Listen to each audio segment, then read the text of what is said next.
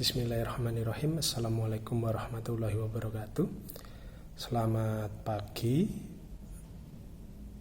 Pada pagi hari ini saya Rusdi Tenurwindo, perkenalkan, dari BNN Kabupaten Kediri akan memberikan sedikit informasi kepada teman-teman semua mengenai apa itu bahaya narkoba dan bagaimana cara menanggulanginya. Oke. Yang pertama, berbicara masalah narkoba, tentu di pikiran pertama kita adalah barang haram, sabu-sabu, ekstasi, kemudian overdosis, penyelundupan, pokoknya semua hal yang negatif. Tetapi apakah memang benar narkoba itu hanya negatif saja, tidak ada positifnya sama sekali? Padahal narkoba itu adalah narkotika, psikotropika, dan bahan adiktif. Narkotika itu sangat berguna di dunia kesehatan, terutama untuk obat penghilang rasa sakit, untuk obat bius. Jadi bisa bayangkan teman-teman, kalau kita atau saudara kita sedang sakit di rumah sakit, perlu melakukan tindakan operasi atau pembedahan tanpa adanya obat penghilang rasa sakit atau obat bius, bagaimana rasanya? Coba dibayangkan, tentu akan sangat sakit luar biasa. Makanya narkotika itu berguna, tapi hanya untuk kesehatan dan ilmu penelitian saja, tidak kurang tidak lebih. Dan kalian kalau sehat tidak boleh menggunakannya, hanya yang sakit dan dengan resep dokter.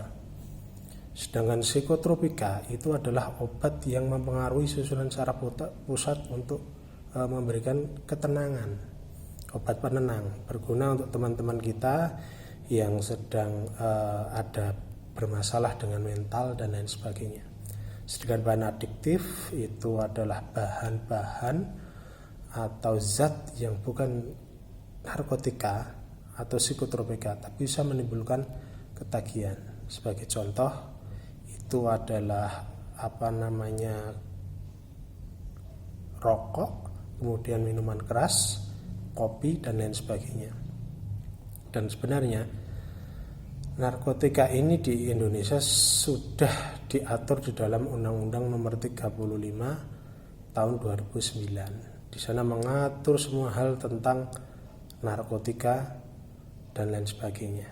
Kemudian untuk menghindari penyalahgunaan narkotika, teman-teman semua sebagai remaja cukup berpegang pada 3 hal saja. Yang pertama yaitu teman-teman harus punya regulasi diri yang kuat. Sebagai contoh, teman-teman harus punya regulasi bahwa saya sebelum melakukan kegiatan yang saya sukai, kewajiban saya harus saya selesaikan dulu.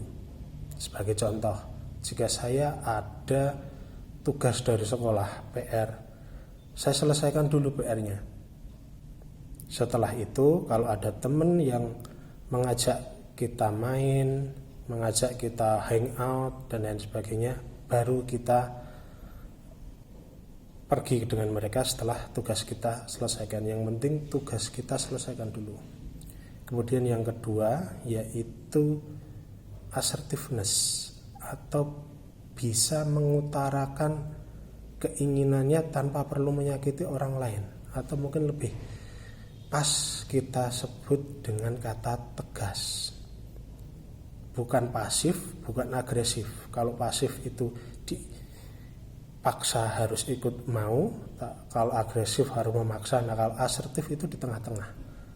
Jadi bisa tegas, bisa menyatakan apa keinginannya. Kalau dia tidak mau juga tidak menyakiti orang yang mengajaknya. Sebagai contoh, karena kita tadi belum melaksanakan tugas, kemudian diajak teman kita untuk ayo kita nongkrong di kafe ini. Nah, kita menyampaikan dengan santun, sorry bro, saya belum selesai tugas saya, nanti setelah tugas saya selesai oke deh aku nanti kumpul-kumpul sama kamu. Nah seperti itu. Kemudian yang ketiga, harus bisa reaching out. Reaching out itu apa? Reaching out itu merangkul semua hal, semua orang di sekitar kita untuk mengajak ke arah yang lebih positif.